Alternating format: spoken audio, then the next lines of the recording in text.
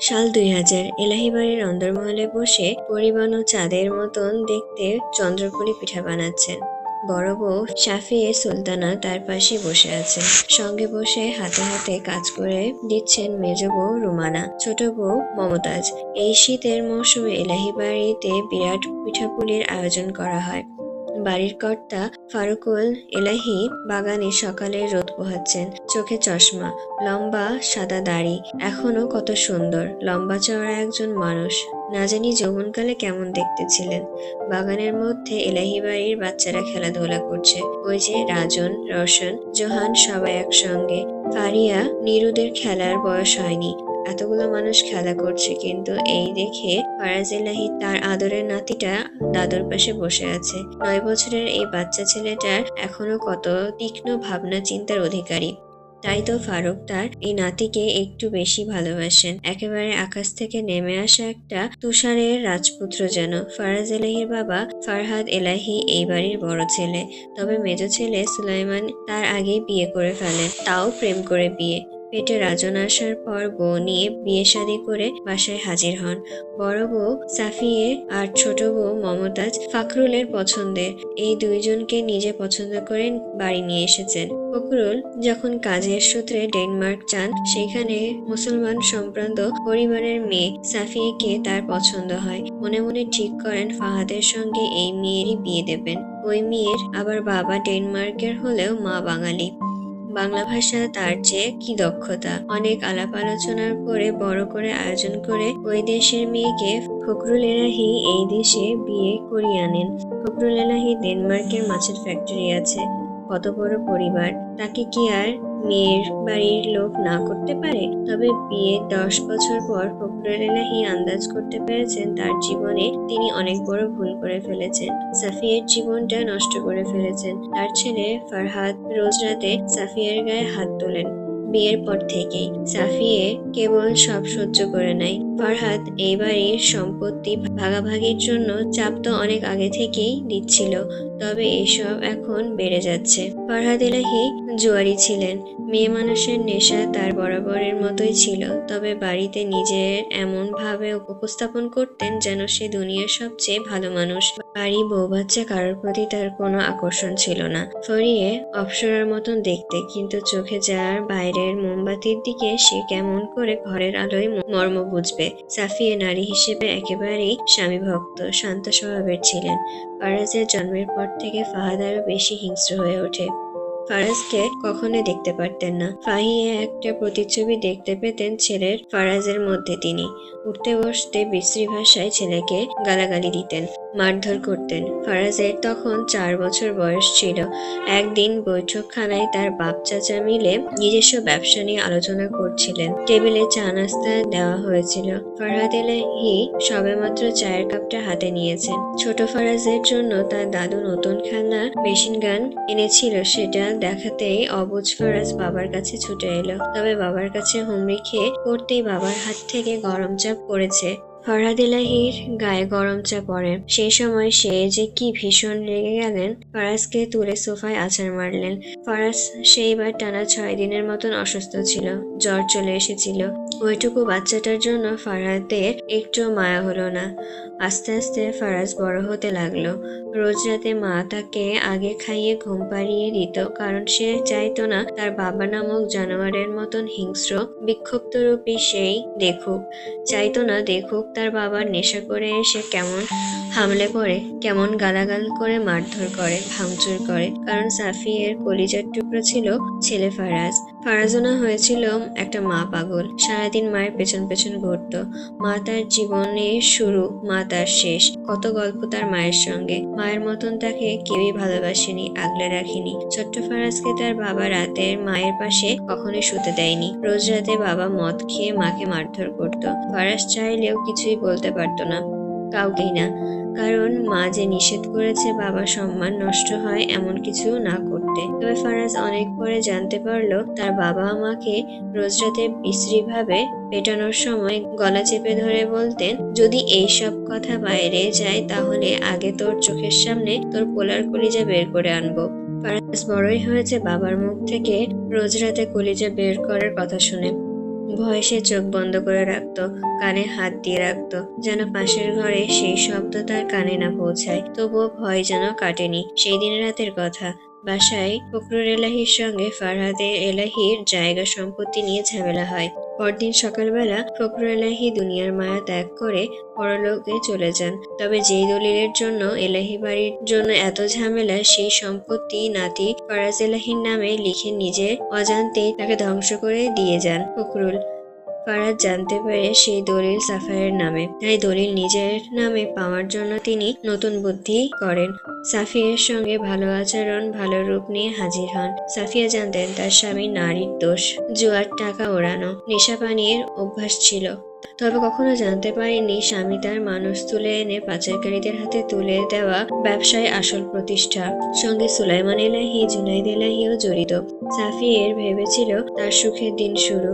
সেদিন রাতের কথা। তালুকদার বাড়িতে অনুষ্ঠান ছিল। বাবার ব্যবসার সবচেয়ে বড় পার্টনার ছিল তালুকদার বাড়ির মানুষ। মা জানতেন তালুকদার বাড়ির ছেলে ফারহাদ এলাহির ঘনিষ্ঠ বন্ধু। তবে জানতো না ওই বাড়ির নারীরা পুরুষদের জঘন্য কাজে এত গর্ববোধ করত। কত না গর্বের কাজ। স্বামী মেয়ে মানুষ মারে, ধর্ষণ করে, তাদের জিম্মি করে পাচারকারীদের হাতে তুলে দেয়। ফারাজ বাবাকে কখনোই পছন্দ করতো না। বাবাকে দেখলে চোখের সামনে ভয়ানক গা গোলানো সব দৃশ্য চোখের সামনে ভাসতো। মায়ের শরীরে গরম ফুটন্ত পানি ঢেলে দেওয়া, মাছ ভাজার তেলের কড়াইয়ে হাত চুবিয়ে দেওয়া, বাবার এসব করে আনন্দ পেত। তার ন্যায় কি খুব শান্তি লাগতো। ফারাজ তাই বাবাকে একটু পছন্দ করতো না। মা তার গান গাইতে পারতো বেশ। তিনতলা একটা রুম ছিল। বউ হয়ে এ বাড়িতে আসার সময় মা তার পিয়ানো নিয়ে এলো সঙ্গে করে। মায়ের কি সুন্দর গানের গলা। ফারাজের তো মায়ের কাছ থেকেই গান শেখা। সেই রাতে মা অনেক সুন্দর করে সেজেছিল। মায়ের পছন্দের রং ছিল মেরুন। ফর্সা শরীরে ওই রঙে যে তাকে কি মানাতো। সেই রঙে মাকে দেখতে ফারাজের পছন্দের রং হয় মেরুন। ওই রাতে মাকে একটু বেশি সুন্দর দেখাচ্ছিল। কি নিষ্পাপ সাদাসিধে একজন নারী। স্বামীর একটু ভালোবাসা পেয়ে 10 বছরের সব দুঃখ এক নিমিষে ভুলে গেল। ভুলে গেলেন স্বামী যে তার বিয়ের রাতেই পাসপোর্টটা পুড়িয়ে দিয়েছিল। বাবার মৃত্যুর খবর পেয়েও তাকে শেষ দেখা দেখতে দেয়নি। সেই সময় আফসোস করেছিলেন। এক দেশ থেকে অন্য দেশে বউ হওয়ার আফসোস। মায়ের একজন সহচরী ছিল, জুনাইদ এলাহির স্ত্রী মমতাজ। দুইজনের মধ্যে কি মিল। মায়ের পর যদি ফারাজকে কেউ ভালোবাসতেন, বুকে আগলে রাখতেন, তিনি সেই মমতাজ। এই বাড়ির কাজে বয়স্কা মহিলা লতামণিও তাদের মতোই ফারাজের আপন ছিলেন। দাদু বলে ডাকতো, কিংবা বেশিরভাগ সময় মনি। ফারাজকে দুষ্টুমি করে জামাই বলে ডাকতেন। ফারাজও বলতো, বড় হয়ে তোমায় বিয়ে করব আমি, তুমি আমার বড় বউ। তালুকদার বাড়ি যাওয়ার সময় মা ফারাজকে তৈরি করে দেয়। সেইখানে গিয়েও সে ভাবতে পারেনি আজকে তার পৃথিবীর শেষ দিন, এটাই শেষ সাজ। তার সুখের গল্প শুরু নয়, বরং দুঃখের গল্পের সমাপ্তি হতে চলেছে। সেই দিনের আয়োজন করে তালুকদার বাড়ির উঠানে মাকে শেষ বিদায় দেওয়া হয় কেবল সম্পত্তি, সম্পত্তি আর সম্পত্তির বিষাক্ত লোভে। বাড়ির পুরুষরা মিলে মদের আয়োজন করে, নেশার আয়োজন করে। মাকে বলা হয়েছিল জন্মদিনের অনুষ্ঠান। মা সেইখানে আবিষ্কার করে শেষবার ছেলেকে দেখতে পাওয়ার বেদনা।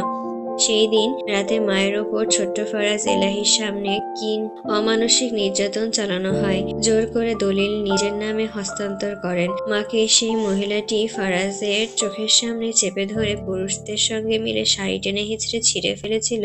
তিনি ছিলেন চৈত্রী মজুমদার। সঙ্গে আরো মানুষ ছিল। তালুকদার বাড়ির সবাই ছিল। জুনাইদ এলাহি কেবল চেয়ে চেয়ে সবটা দেখছিলেন।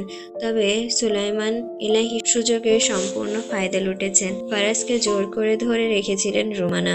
মমতাজকে সেদিন অনুষ্ঠানে আনা হয়নি। সে বাড়িতেই ছিল, তবে মনটা যেন তারও ছটফট করছিল। আতিপাতি করছিলেন ঘরের মধ্যে থেকে। কারণ সুফিয়ে ফারহাদ এলাহিকে বিশ্বাস করে নিলেও মমতাজ কখনোই করতেন না। সে রাতে তালুকদার বাড়ির পুরুষরা তার মাকে চোখের সামনে অর্ধনগ্ন করে গায়ে মদ ঢালেন। মা তার চিৎকার করে কান্না করছিল, শরীর ঢাকার চেষ্টা করছিল। হয়তো কখনো চাইনি ছেলের সামনে এমন পরিস্থিতির সম্মুখীন হতে। তার কাঁটা দিয়ে মায়ের শরীরের ওপরে আঘাত করে। 9 বছরে সেই ফারাজ চেষ্টা করেছিল ছুটে গিয়ে মাকে বাঁচাতে। তবে ওর যে কান্না করা ছাড়া কোনো উপায় ছিল না। রুমানা যখন ওকে ধরে রাখতে পারছিল না, তখন সুলাইমান এলাহি গালে ঠাটিয়ে চর বসিয়ে শক্ত করে চেপে ধরে। জানোয়ারের বাচ্চা, চুপ কর বলে পাশ থেকে বলতেই পাশ থেকে ফারাজ এলাহি বলে, আবে হালা, পোলাও কিন্তু আমারই, খালি জানোয়ার ক। দলিল জবরদস্তি করে সই করিয়ে গায়ে কেরোসিন ঢেলে দেওয়া হয় সাফিয়ের। একে আর এলাহি বাড়ির মানুষদের কোনো দরকার নেই। ততক্ষণে সুফিয়ের জেনে গিয়েছিল তার স্বামী দেবরদের ব্যবসা কি। রুমানা সব মেনে নিয়েছিল বলেই সে তাদের কাছে ভালো। সুফিয়া তখন দম ফুরিয়ে এলো, নাক মুখ দিয়ে রক্ত পড়ছে, তবুও শেষ পর্যন্ত সে আর্তনাদ করে গেছে, আমার ছেলেকে ছেড়ে দাও, ও নিষ্পাপ, ওকে কিছু করো না। মা ছেলের আর্তনাদ সেদিন কেউ দেখেনি। ফারাজের মা মা বলে একটা চিৎকার সাফিয়ার আত্মার জ্বালা ধরিয়ে দিচ্ছিল। ফারহাদ সিগারেট ধরিয়ে ধোঁয়া ওড়াচ্ছিল। সাফিয়াকে টেনে তুলে গাছের সঙ্গে বেঁধে দিল। পৃথিবীর জঘন্য স্বামীর পরিচয় দিতে হাতের দেয়াশলাইট থেকে আগুন ধরিয়ে কাঠিখানা ছুঁড়ে ফেলে সাফিয়ার দিকে। আগুন দাউ দাউ করে জ্বলে উঠল। জীবন্ত মানুষটা বাঁচার জন্য ছটফট করছিল, চিৎকার করছিল। সবাই সেই দৃশ্য দেখে কেবল হেসে যাচ্ছিল। কেউ বাঁচাতে এলো না, কেউ না। মাংসের পোড়া গন্ধ তখন বাতাসে, শরীর থেকে রক্ত ক্ষয়ে ক্ষয়ে পড়ছে, গলে যাচ্ছে চোখের সামনে। লম্বা চুলগুলো পড়ে ছাই হয়ে গেল। সাফিয়ার জীবনের শেষ বিদায় ঘটল ছেলেকে বাঁচাতে না পারার আক্ষেপ নিয়ে। শেষ সময় তিনি চিৎকার করে হয়তো ছেলেটাকে ছেড়ে দেওয়ার জন্যই কথা বলতে চেয়েছিল, কিন্তু পারল না। জীবনের সাজানো স্বপ্ন নিমিষেই পুড়ে ছারখার হয়ে গেল। ফারাজ এলাহির জীবনের সবচেয়ে ভয়ঙ্কর দিন, সবচেয়ে ব্যথায় ভরা দিন ছিল সেই দিনটা। মাকে চোখের সামনে পুড়ে মরতে দেখলো, অথচ এই মা তাকে প্রতিটি আঘাত থেকে রক্ষা করে গেছেন সারা জীবন। শেষ মুহূর্তে কি মায়ের এটাই প্রাপ্য ছিল? ঝলসে যাওয়া দেহ কুঁকড়ে গেল। সব শেষ হতেই ফারাজকে মুক্ত করে দেওয়া হলো। ফারাজ মায়ের ঝলসে যাওয়া দেহের কাছে গিয়ে পাথর বনে রইল। এটা কি আসলেই তার মা? সে কেন চিনতে পারছে না? শরীরের আকৃতি এত বিভৎস হয়ে গেল যে চিনতেই পারল না ওইটুকু ফারাজ। নিষ্ঠুরতা তখনও যে শেষ হয়নি। সুলাইমান ফারাজের দিকে একবার চাইলো, তারপর ফারহাদকে জিজ্ঞাসা করলো, ভাই এখন বাসায় যাইবেন না? আপনার পোলার চোখে তো আগুন জ্বলতেছে, রক্ত কিন্তু আমাগর। এই দিনের কথা ভুইল্লা যাইব মনে হয়? কি করবেন? ওর ব্যবস্থা করা শেষ। ওরে আমি কবেই বেচ্চা দিছি, ইতালি পাচার হইব, লোক আইসা একটু পরে নিয়ে যাইব। ফারাজ সেদিন মায়ের পোড়া লাশটাকে শক্ত করে চেপে ধরে বসেছিল। মায়ের হাড়গোড় আলাদা হয়ে গেছে, সব শেষ। সেই সবই ফারাজ আঁকড়ে ধরে বসেছিল। কোথাও যাবে না সে তার মাকে রেখে। মায়ের পা ধরতেই বাবা তাকে মুখের উপর লাথি মারলো। ফারাজ চারিদিকে তাকিয়ে দেখলো, কত কত মানুষ, কেউ এলো না তাকে বাঁচাতে। ফারাজ কেবল অসহায়ের মতন কাঁদলো, কেঁদেই চলল। কিছু লোকজন এসে তাকে টেনে হিঁচড়ে নিয়ে গেল। সে কেবল একটা কথাই বলল, বাবা আমাকে বাঁচাও, বাবা আমি তোমার ভালো ছেলে হয়ে দেখাবো, তোমার সব কথা শুনে চলবো। আমাকে ওরা নিয়ে যাচ্ছে বাবা, মাকে ছেড়ে আমি কোথাও যাব না। বাবা রাতে মায়ের গল্প না শুনলে আমি ঘুমাতে পারি না। মা আমার পড়ে আছে বাবা, মাকে ছাড়া কোথাও যাব না আমি। ফারহাদ ছেলের দিকে ফিরেও তাকালো না, কানে নিল না কোনো কথা। পৃথিবীর সবচেয়ে ঘৃণিত মানুষ হিসেবে নিজেকে পরিচয় দিতে বাস্তবতার জঘন্য খেলায় সন্তানকে ঠেলে দিলেন, মা হারা এতিম করলেন। তবে পাপের পরে তো বিনাশ লুকিয়ে থাকে, তা কি সে ওই ছোট্ট ফারাজের চোখে সেই দিন দেখেনি? হয়তো দেখেনি, দেখলে কি আর এমন সে কাজ করতে পারত? ফারহাদ ছেলের দিকে ফিরেও তাকালো না। তার কাঁধ থেকে বোঝা নেমেছে, বিয়ে শাদীর ওপর কোনো আগ্রহ ছিল না। এইসব তো ফখরুল এলাহির সামনে ভালো সাজার জন্য করা। 10টা বছর সহ্য করেছে সে সবকিছু। 10 দোকান থেকে পণ্য কেনা ব্যক্তির কখনোই এক দোকান পছন্দ হবে না, এটাই স্বাভাবিক। এবার সে স্বাধীনভাবে যা ইচ্ছা তাই করতে পারবে। ওই দিন লতামণি ঘটনাস্থলে ছিল, তবে গোপনে। সাফিয়াকে না বাঁচাতে পারার ব্যর্থতার কারণে কেঁদেছিলেন সে নীরবে। মমতার চেয়ে সন্দেহ হয়েছিল অনেক আগেই। সাফিয়ার সঙ্গে আগেই কথা বলেছেন তিনি, দলিলের একটা নকল কপি বানান, সেখানে সাফিয়ার নাম দলিলে ছিল। সাফিয়ার জানতেন এই দলিল তার ছেলের জীবন শেষ করে দিবে, বাঁচতে দেবে না ওরা। নিজের জীবনের পরোয়া করেন না সে, ছেলেকে বাঁচালেই সে বাঁচতে পারবে। হয়তো মনে মনে অনেক কিছুই আন্দাজ করে ফেলেছিলেন, তবুও ছেলেকে ওরা বিক্রি করে দিল। জীবিত অবস্থায় জানতে পারলে হয়তো ওইখানে লাশ হয়ে যেত সাফিয়ের সঙ্গে একটা আশ্রমের সম্পর্ক ভালো ছিল, প্রায় তার সেই বৃদ্ধাশ্রমে যাওয়া হতো। লতামণির কাছে আবদার করা হয়েছিল যদি সে মারা যায় আর ফিরতে না পারে ওই আশ্রমে যেন তাকে দাফন করা হয়। লতা তাই করলো, তবে দেহ তো কিছুই পেল না। পেলেন হাড়গোড়, শাড়ির সঙ্গে লেগে থাকা চামড়া। মাটির নিচে তাই দাফন করা হয়, তাও বেয়ারিশ কবর হিসেবে। এমন দিনও কখনো দেখতে হবে লতামণি ভাবেননি। দুধের মতন মেয়েটার এমন ভয়ানক পরিণতি। এমন ভাবে দাফন করা হলো যেন তাকে কেউ খুঁজেও না পায়, জানতে না পারে এটা সেই অভাগী সাফিয়ে, এলাহি বাড়ির বড় বউ। সম্পত্তির দলিল রয়ে গেল লতামণির কাছে। আগলে রাখলেন কোনো একদিন ফারাজ আসবে বলে। অনিশ্চিত একটা আশা নিয়ে অপেক্ষা করতে থাকলেন। সাফিয়ার মৃত্যুর কয়েকদিন পর জানা গেল দলিল ভুয়া। লতামণিকে মমতাজ আগেই দূরে কোথাও চলে যেতে বলেছেন। সে কখনোই চায়নি একজন অসহায় বৃদ্ধা এসবে জড়াক। শেষ বিদায় বললেন, আমার নিজের সন্তান গুলো তো আমার কখনোই বুঝলো না। মেয়েটা এখন ছোট, বোঝে না কিছু। আপনি দলিলটা আপনার কাছেই আগলে রাখুন। ফারাজ কোনো একদিন ফিরে এলে দলিলটা ওকে দেওয়ার চেষ্টা করবেন। আপনাকে বাঁচতে হবে, ফারাজের জন্য অপেক্ষা করতে হবে। মমতাজ জানতেন ফারাজ যাদের হাতে তুলে দেওয়া হয়েছে তারা ভালো মানুষ না। ফারাজের ফিরে আসার সম্ভাবনা নেই। তবুও একটা আশা লতামণিকে দূরে পাঠিয়ে দেন। কিছুদিন পর মমতাজের মৃত্যু হয়। কেউ বলে আত্মহত্যা, কেউ বলে খুন।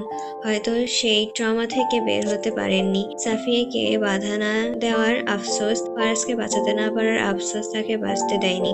ইতালিতে ফারাজ প্রথম কয়েক মাস কথাই বলেনি কোনো। সেখানে তখন তার জাহান্নামের মতন এক একটা দিন কাটছে। একবেলা খেতে দিত, তাও শুকনো খাবার। সেই খাবার নিয়েও কাড়াকাড়ি। কে কার খাবার ছিনিয়ে বেঁচে থাকতে পারে তার অসংখ্য লড়াই। ফারাজ একগুঁয়ে চুপচাপ থাকতো বলে তাকে অগণিয়ে নির্যাতনের শিকার হতে হয়েছে। এমন রাতও গেছে যখন শাস্তি স্বরূপ তাকে ভয়ঙ্কর সব পোকামাকড় আচ্ছাদিত ঘরে থাকতে হয়েছে। এমন রাত হয়েছে ক্ষুধা পেটে মাটি কুবলে খেয়েছে, ঘাস পাতা খেয়েছে বেছে। হাসি জিনিসটা কি ফারাজ তো তা পুরোই ভুলে বসেছিল। ধীরে ধীরে সে কেমন যেন রুক্ষ একঘেয়ে হয়ে গিয়েছিল। ওই রাতের পর কখনোই ফারাজ কান্না করেনি, তাকে কেউ কাঁদতে দেখেনি। হাসির সঙ্গে কান্নাটা গলায় আটকে হয়ে উঠেছিল সে এক অন্য মানুষ। কিছুদিন পর ফারাজ ইতালির বড় একজন স্মাগলারের হাতে পড়ে। সে কেবল অস্ত্র আর নেশাদ্রব্য পাচার করতেন। স্ত্রী সন্তান ছিল না। শোনা গেছে বোমা হামলায় তারা মারা গিয়েছিল বহু আগেই। ফারাজকে প্রথম দেখায় তার অনেক পছন্দ হয়। সেই থেকে রাখেন নিজের সঙ্গে। ফারাজের জীবনই বদলে যায়। লোকটির নাম এলেনসন। নিজের ছেলের মতন করে ফারাজকে মানুষ করেন। ফারাজ অস্ত্র চালাতেও তার থেকে বেশি দক্ষ হয়ে ওঠে। এত তীক্ষ্ণ এই ছেলের বুদ্ধি। ব্যবসার লাভ আর লাভ। এলেনের যোগ্য উত্তরসূরি ছিল ফারাজ এলাহি। ইতালিতে এলেনের থেকেও মানুষ ফারাজ এলাহির নাম শুনে বেশি কাঁপত। আতঙ্কে পরিণত হয় সেই মানুষের। তারপর সময় চলে যায়। 11টা বছর পর দেশের মাটিতে পা রাখে ফারাজ। এই যে 11টা বছর কেটে গেল, একটা রাতও ফারাজ ঘুমাতে পারেনি। মায়ের পোড়া মুখটার হাহাকার কানে এমন ভাবে আঘাত করত যে ফারাজ রাতে ঘুমাতে পারত না। এত হাই সিকিউরিটি, এত আলিশান জীবনও তাকে শান্তিতে কখনো চোখ বুজতে দেয়নি। নিজের 20 বছর বয়সে দেশে ফিরে সবচেয়ে আনন্দ লাগে তখনই, যখন সে তার বাবাকে একইভাবে একই জায়গায় পুড়িয়ে মেরেছে।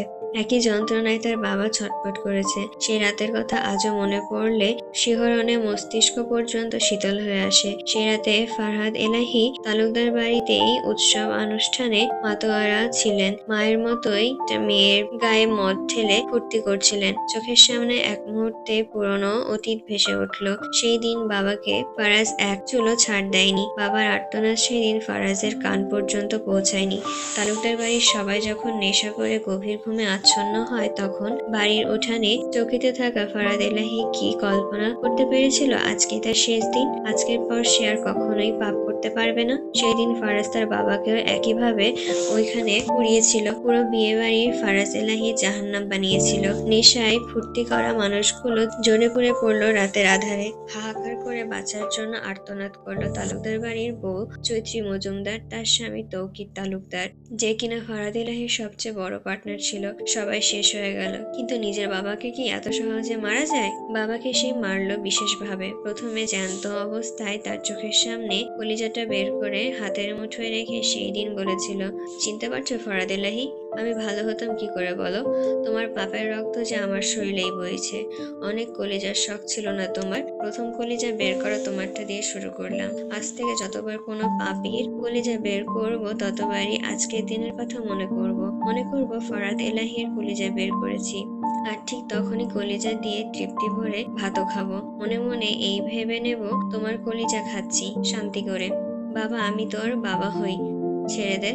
ফারাজ এলাহি 9 বছরের সে ছোট্ট ছেলেটার কথা মনে পড়ে, তার মায়ের কথা মনে পড়ে।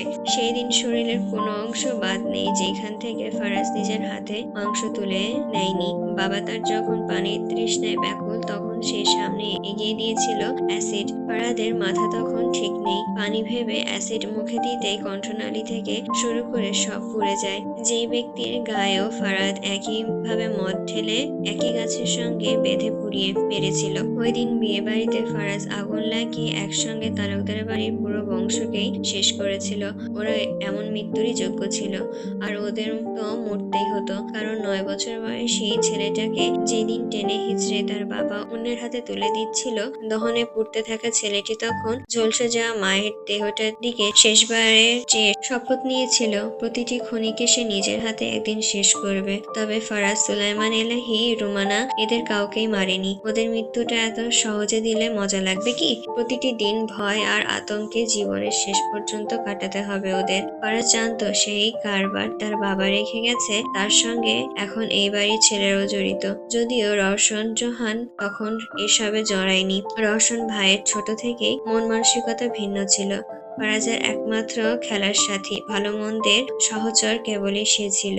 11 বছর পর ফারাজকে দেখে সে মানুষটা বুকে জড়িয়ে কান্না করেছিল, সে ছিল ওই রওশন এলাহি। মমতাজের বিষয়ে জানতে পেরে ফারাজের খারাপ লাগে, তবে এখন আর তাকে কিছুই ভাবায় না। ভাবার আগেই তো হাতে রক্ত পাপ লেগে গিয়েছিল, যেখান থেকে ফেরার পথে সে মুক্তি নেই। লতামণিকে খুঁজতে ফারাজের ভালোই সময় লাগে। ফারাজ সবখানে খুঁজে ফিরে তাকে, তবে একেবারেই শেষ ওই আশ্রমে গিয়েই খুঁজে পায় মায়ের বেয়ারিশ কবরটাও।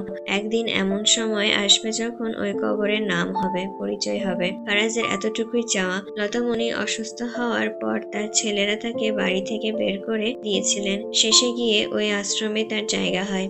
ফারাজ চিত্রার সঙ্গে এখন পর্যন্ত কি কি করেছে সবই খুলে বলে। বাড়ির মানুষগুলো সম্পর্কেও তো চিত্রা জানতো না, এবার একেবারে সব জানলো। গভীরভাবে জানলো আরো গভীরভাবে ফারাজকে। সম্পত্তির দলিলটা আগলে রেখেছিল লতা, সেটা ফারাজের হাতে যেই দিন তুলে দিল সেই দিন ফারাজ বেশ অনেকক্ষণ দলিলটা খুঁটিয়ে দেখেছিল। এই সম্পত্তি, লোভ কত খারাপ জিনিস, সব কেড়ে নিল। আবার দেখো এর কত ক্ষমতা, এক নিমিষে গোটা বাড়ির মানুষকে এই ক্ষমতা দিয়ে হাতের মুঠোয় বন্দি করাও সম্ভব হয়ে দাঁড়ালো। সেই থেকে ফারাজের দেশে যাওয়া আসা। এসে আগে 3 তলায় সে বন্দি রুমটায় যাওয়া হতো। সেখানে মায়ের পিয়ানোটা টুকটাক জিনিস রাখা ছিল। কখনো কখনো মন খারাপ হলে সারা রাত পিয়ানো বাজাতো সে। কেবল মায়ের শেষ স্মৃতিগুলো, মায়ের খুনির মেয়ের হাতের স্পর্শ পাবে বলেই ফারাজ চিত্রাকে কখনো 3 তলায় ঘরটায় যেতে দেয়নি। ফারাজ অনেক পরে জানতে পেরেছিল চিত্রার কথা, তালুকদার বাড়ির মেয়ের কথা। তারও তো কখনো বেঁচে থাকার অধিকার নেই, কারণ তার বাবা মা কি করেছে ফারাজ কি তা ভুলে যাবে? অসম্ভব। বাড়ির কিছু মানুষ ছাড়া সবাই জেনেছে ফারাজ ও রুমানা সুলাইমানের ছেলে, আজও তাই জানছে, কেবল ফারাজ এলাহি চাই বলে। ওই যে পরের বাড়ির মেয়েগুলো আছে না, ওদের জানা নেই ফারাজ এলাহি কার ছেলে। চিত্রাকে ওই বিয়ের দিন ছাড়া ফারাজ আগে কখনো দেখেনি, ইচ্ছে হয়নি দেখার। কিন্তু প্রথম যেই দিন দেখেছিল, এক মুহূর্তের জন্য তার হৃদয়ের গতি কি ভয়ঙ্কর ভাবেই না বেড়ে গিয়েছিল। নিজেকে সামলাতে খানিকটা কষ্ট হয়। এলেনসনের মৃত্যুর পর তার সকল সম্পত্তি, ব্যবসার মালিক হয় ফারাজ, তবে সে জীবনে কখনো নির্দোষ কাউকে মারেনি। এই যে ফারাজ এখন প্রচুর হাসে, হেসে হেসে কথা বলে, তাকে দেখলে কেউ তার ভেতরের হালচাল বুঝে উঠতে পারবে না। হয়তো সে বোঝাতে চায় না বলেই কেউ বুঝে না। সে চায় না তার অতীত কেউ জানুক। 9 বছর বয়সী ছেলেটির ব্যর্থতার গল্প কেউ জানুক, কিছু গল্প না জানাই ভালো।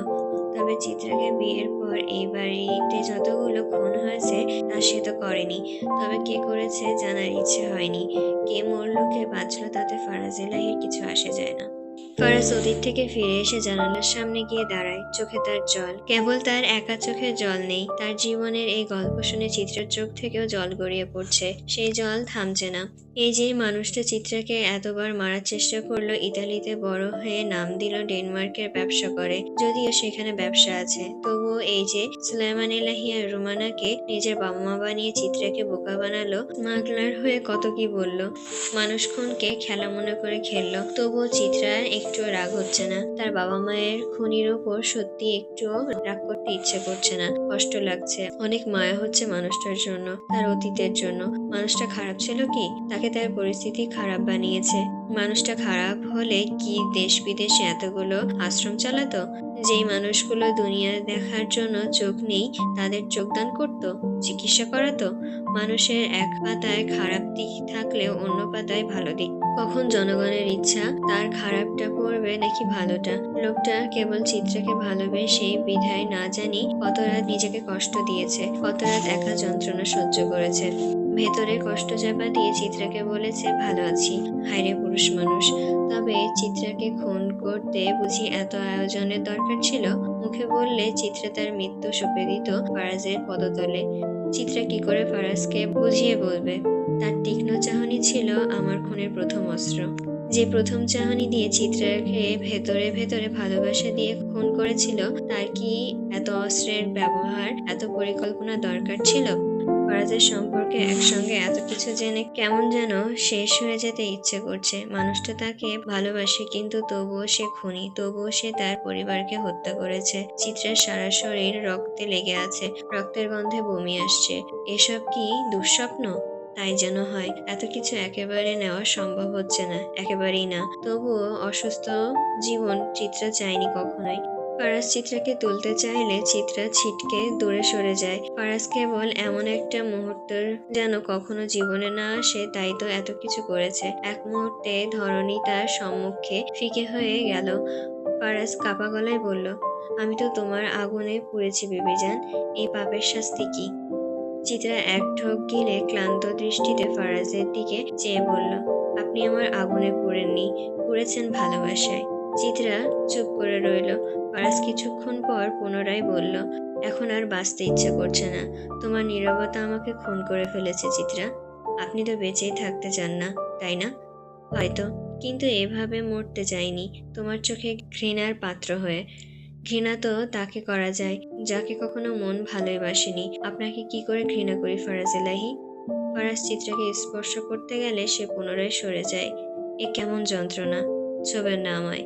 আপনার অতীত ভয়ঙ্কর, তবে তার চেয়েও ভয়ঙ্কর আপনি নিজে। আপনার মতন পাপীর অধিকার নেই আমাকে ছোঁয়ার।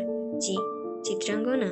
চিত্রা হঠাৎ ফারাজের দিকে ফিরে নিঃশব্দে অথচ দৃঢ় কণ্ঠে বলে, আপনি আপনি কি একটু বাইরে যেতে পারবেন? আমি আমি একা থাকতে চাই। তার কণ্ঠে গভীর ক্লান্তি, এক অদৃশ্য বেদনার ওজন ছিল, যা ফারাজ চাইলে উপেক্ষা করতে পারত, কিন্তু পা যেন এগোতেই চাইছে না। চিত্রার চোখে তাকিয়ে সে বুঝল, এই মুহূর্তে তার সামনে দাঁড়িয়ে থাকা মানুষটি আর কোনো সত্তা নিতে সক্ষম না।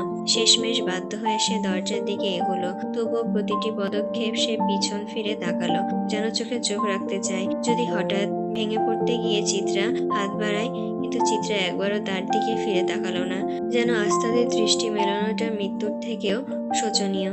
ভাঙা দরজাটা বন্ধ হওয়ার সাথে সাথে ঘরের ভেতর অদ্ভুত শূন্যতা নেমে এলো। চিত্রার বুকের ভেতর জমে থাকা হাহাকার হঠাৎ বিস্ফোরণের মতন ফেটে বেরিয়ে এলো। কেন কেন এতবার তাকে মেরে শেষ করতে চাইলো, অথচ খুনির মেয়েকে আঘাত করলো না? কেন সে নোংরা পরিবারের মানুষটিকে শেষ করলো না, যে ফারাজের জীবন থেকে কেড়ে নিয়েছিল তার মায়ের অস্তিত্ব? কেন এই নিষ্ঠুর পৃথিবী তাকে প্রতিশোধের ন্যায্য পরিসমাপ্তি দিল না?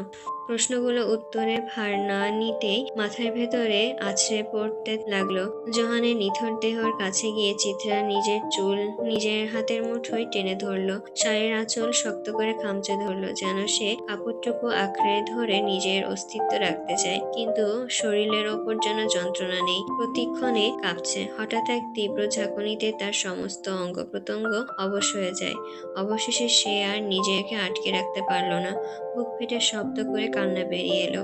এ যেন ক্রন্দনের ভেতরে প্রতিশোধের বিষ, অপূর্ণ ন্যায় ক্ষত আর নিজের অস্তিত্ব হারানোর হাহাকার। প্রতিটি শব্দে, প্রতিটি নিঃশ্বাসে ঘরটিতে জমে উঠল এক ভারী শোকের অন্ধকার। ফারাজ নদীর ঘাটে এসে দাঁড়াতেই অভ্র তার কাঁধে হাত রাখলো, বলল, চিন্তা নেই ভাই, ভাবি আপনাকে ভালোবাসে, অবশ্যই চিত্ররাজ সারা জীবন এক থাকবে। অভ্রের সে কথা শুনে ফারাজ যেন আরো ভেঙে পড়ল। সে ক্লান্ত শরীর নিয়ে মাটিতে বসে পড়ল, হাহাকার করে বাচ্চাদের মতো কেঁদে বলল, অভ্র তোর ভাবিকে বল আমার সঙ্গে কথা বলতে, ওকে ছাড়া আমি বাঁচবো না। অভ্র, অভ্র চিত্রাকে বল একবার বুকে টেনে নিতে, আমাকে ভালোবাসি বলতে। অভ্র সামলাতে পারছে না। এ কোন ফারাজ ইলাহি, যত দেখছে তত অবাক হচ্ছে। অভ্র ফারাজকে উঠে দাঁড়াতে সাহায্য করে, ধরে রাখতে পারছে না। হঠাৎ করে অভ্র লক্ষ্য করলো চিত্রা বাইরে এসেছে। ফারাজ তাকে দেখে এক মুহূর্তের জন্য স্থির হয়ে যায়। চিত্রা ফারাজের দিকে তাকায় না, ধসে পড়া মন আর শরীর নিয়ে বলে, আমাকে একবার তালুকদার বাড়ি নিয়ে যাবেন? ফারাজ আর এক মুহূর্ত দেরি করে না, অভ্রকে বলে, গাড়ি এদিকে আন অভ্র, তোর ভাবি তালুকদার বাড়ি যাবে। যাওয়ার সময় ফারাজ অভ্র আর বজ্রকে এদিকটা সামলে নিতে বলল। তালুকদার বাড়ির সেই পোড়া গাছটার দিকে চিত্রা অনেকক্ষণ চেয়ে চেয়ে দেখলো। এই গাছটা দেখে ফারাজের প্রতিবার কত কষ্টই না হয়েছে, তবুও কখনো বুঝতে দেয়নি একটা মানুষ বুকে এত কষ্ট লুকিয়ে হাসতে কি করে পারে। চিত্রা ফারাজকে তালুকদার বাড়িতে ঢুকতে দেয়নি। ফারাজ বুঝতে পারলো না সেই কারণ, কেন দেয়নি। খনিকে চোখের সামনে রাখতে ইচ্ছে করছে না বলে, নাকি সে চায় না তার পরিবারের খনি এই বাড়িতে প্রবেশ করুক। চিত্রা তালুকদার বাড়ির প্রতিটি কোণা ছুঁয়ে ছুঁয়ে দেখলো। আজকে মোফাজ্জলের বাড়ির হারিকেনটা জ্বলছে না, কোথাও গেছে হয়তো। পুরো বাড়ি অন্ধকার। চিত্রা মোফাজ্জলের ঘরটার দিকে তাকালো, কোথায় জানি গিয়েছে তারা। ওই বৃদ্ধ লোকটাও নাকি ফারাজের কথায় সেই দিন পুরো তালুকদার বাড়িতে কেরোসিন ঢেলে রেখেছিল, যাতে করে চিত্রাকে আগুনে পোড়ানো যায়। হায়রে পৃথিবী, কত ঘন্টা পেরিয়ে গেছে। চিত্রা এই ঘন্টাখানেক ভেবেছে, অনেক ভেবেছে। কই, ফারাজকে তো ঘৃণা করতে পারলো না। ফারাজ তো সব ছেড়েই দিয়েছে, ঘৃণা কোন অজুহাতে করবে? ঘৃণা করার কোনো উপায় রেখেছে? যে বাবা মা এত ঘৃণিত কাজ করে, ফারাজকে শেষ করেছে, তাদেরকে ভালোবেসে চিত্রা ফারাজকে ঘৃণা করবে? ফারাজের তো কোনো দোষ নেই, সে খারাপ হতে চায়নি। জীবনে এ পর্যায়ে এসে মনে হচ্ছে খলনায়ক কখনো জন্মায় না, তারা তৈরি হয়। চিত্রা আশেপাশে একবার তাকায়, একবার আর ফারাজ যে কোথাও নেই। চিত্রা বলেছিল ফারাজকে অন্ধকার হতে দেবে না, তবে কেমন করে অন্ধকার নিক্ষেপ করছে। অন্ধকারে যে আলো খুঁজে পাওয়া অসম্ভব। জীবন তাকে দ্বিতীয় সুযোগ দিলে চিত্রা কেন পারবে না ফারাজকে দ্বিতীয় সুযোগ দিতে? অতীতের জন্য কারোর জীবন নষ্ট হওয়ার কোনো সমাধান নয়। যা হয়ে গেছে তা হয়ে গেছে, আর নয়। গল্পটা না হয় নতুন করে শুরু করা যাক। বাইরে তখন হাওয়া শুরু হয়েছে। কদিন পর দুর্গাপূজা। শরতের এই রাতে অসময়ে বৃষ্টি যেন। চিত্রার শাড়ির আঁচল মাটিতে ছেড়ে চলেছে। বাতাসের বুকে চিরে ভেসে আসছে দুটো হৃদয়কে এক করার সুর। জলেরে হিয়া জলেরে প্রিয়ার দরদে, প্রেম যে বোবা প্রেম যে কালা, তাই প্রেমের এত জ্বালা, এই জ্বালার পরাণ ভাঙ্গেরে। চিত্রা দৌড়ে তালুকদার বাড়ির পেরিয়ে বাইরে বের হয়ে এলো। বাইরে খোলা জায়গার সামনে যেই বড় সৃষ্টি গাছটা, তার নিচে দাঁড়িয়ে আছে ফারাজ। চিত্রা দৌড়ে ছুটে গিয়ে ফারাজকে পেছন থেকে জড়িয়ে ধরে হু করে ডুকরে উঠল ফারাজের কাছে। এ যেন কল্পনার বহির্ভূত। সে চিত্রাকে শক্ত করে জড়িয়ে ধরলো বুকের মাঝে। চিত্ররাজের সম্পর্ক তো রক্তের সঙ্গে মিশ্রিত, ওদের আলাদা করার সাধ্যকার। চিত্রা যদি ফারাজের চোখে অশ্রু শুষে নেওয়ার ক্ষমতা থাকতো, তবে সে তাই করত। ফারাজ চিত্রাকে বলল, আমি যে তোমাকে ভেঙে ফেললাম আগুন সুন্দরী, আপনি যতবার আমায় ভাগবেন, আমি ততবারই খণ্ডগুলো পুনরায় জোড়া লাগিয়ে নতুন করে নিজেকে গড়ে তুলব। কথা দাও, মরণ ছাড়া আলাদা হব না আমরা। কথা দিলাম, মৃত্যু ছাড়া চিত্ররাজের মুক্তি নেই। তারা বন্দী থাকবে একই সেলে, একই কমাগারে। ভুলে যাও না, তুমি আমি আছি, কাছে থেকেই দূরে, দূরে থেকেও যেন হৃদ মাঝারি। আপনি আমি অনেক দূরে চলে যাব। আমাদের সংসার হবে ফারাজ, যেখানে কোনো পাপ থাকবে না, কোনো দোষ, কোনো রক্তপাত, কিছুই থাকবে না। বলুন, কথা দিন ফারাজ। তুমি বললে এই বান্দা কলিজা ছিঁড়ে হাতে এনে দিতে পারবে। চিত্রা ফারাজের বুকে মৃদু ঘুষি মেরে বলল, ফারাজ। ফারাজ চিত্রার কপালে স্বস্তির আলিঙ্গনের বাঁধনহারা ঘড়ির ন্যায় প্রশান্তির নিয়ে ওষ্ঠ ছোঁয়ানোর আগেই বুকচেরা গর্জন তুলে ফেটে উঠল গুলির আওয়াজ। ফারাজের শরীরটা এক ঝাঁকুনি দিয়ে উঠল। চিত্রা কিছু বোঝার আগেই রক্তবমি উগলে দিল ফারাজ। ঢলে পড়ল চিত্রার শরীরে। মুষলধারে বৃষ্টি অঝরে চিত্রার চোখের জল হয়ে ধরনীর বুকে পতিত হলো, ভিজিয়ে দিল চিত্ররাজকে। চিত্র তখন পাথর, সে বুঝে উঠতে পারছে না ফারাজের রক্তের সঙ্গে বৃষ্টির পানি মিশে মাটির সড়ক একাকার হয়ে গেছে। ফারাজ একাই ঢোক গিলল। কে গুলি করলো? না না, ফারাজকে গুলি লাগবে কেন? ফারাজ ঠিক আছে। নিজেকে চিত্রার মিথ্যা সান্ত্বনা দিতেই আবার চিৎকার করে উঠে বলল, ফারাজ, এই ফারাজ, চোখ মেলুন, দেখুন না, তাকান না আমার দিকে। আপনার সঙ্গে কিন্তু আমি কথা বলা বন্ধ করে দেব। কথা দিয়েছিলেন না, ছেড়ে যাবেন না। ভুলে গেলেন কি করে এত জলদি? ফারাজের ঠোঁটে আক্ষেপ নেই। সে জানে সময়ও যে হাতের স্বল্প। সুন্দর মুহূর্তগুলো কেন যে ক্ষণিকের জন্য জীবনে আসে। ফারাজ এলাহি হেরে যাচ্ছে, এমন হার কপালে লেখা ছিল। ছ্যা, ছোট লোকি কারবার। তবে এই জন্মে ফারাজের আর কোনো আফসোস নেই। চিত্রার কোলে মাথা রেখেই চোখটা বন্ধ করে সে। জীবন সার্থক। চিত্রা এখন সব জানে, তবুও ফারাজকে ঘৃণা করতে পারেনি। এর চেয়ে সুখময় মৃত্যু কজনের ভাগ্যে লেখা ছিল। বিদায় বেলায় আরেকটা মুখ চোখের সামনে ভেসে উঠল, সাফেদ মুখটা। মা কি তাকে নিতে এসেছে? তবে চোখ বন্ধ করার আগ মুহূর্তে চিত্রের গলা ছুঁয়েছিল ফারাজ। কথা গলা দিয়ে বের হচ্ছিল না, তবুও বলল, মায়ের কবরের পাশে আমায় ঠাঁই যেন হয়। মায়ের কবরটাই তার নাম দিও। ফারাজ, আপনার কিছু হবে না। চিত্রার চারপাশে অব্রকে খুঁজল। অস্থির চিত্রাকে বিচলিত হতে রেখে ফারাজ শেষবারের মতন বলল, বিচার দিবসে আমাদের ভাগ্য ভিন্ন পথে হলেও আমার দু চোখ ঠিক খুঁজে নেবে তোমার ঠিকানা, ঠিক খুঁজে নেবে আগুন সুন্দরী। স্ত্রীর কোলে মাথা রেখে হঠাৎই শরীরে একটা ঝাঁকুনি খেলো। ঠোঁটের কোণে মৃদু এক প্রশান্তির হাসি। মনে পড়ে যায়, ওই তো কদিন আগেই বলেছিল, বিবিজানের মৃত্যুর খাঁটি আমি বহন করতে পারবো না। খোদা যেন সত্যি সে কথা কবুল করেছে। আসলে খোদা তার পাপীর বান্দাদেরও দোয়া থেকে ফিরিয়ে দেন না। ফারাজের দেহ ক্রমশই শিথিল হয়ে এলো। শ্বাসের ভেতর থেকে জীবন সরে যাচ্ছে। চোখ দুটো ধীরে ধীরে বন্ধ হয়ে এলো। চিত্রা তখনও বুক ফেটে চিৎকার করছে, অথচ চারপাশে কেউ নেই, কেউ আসছে না, কেউ নেই কেউ। বাঁচাতে আসছে না কেন? প্রকৃতি চিত্রের জীবনের ছবিটাকে এতটা অমিল না রাখলেও পারত।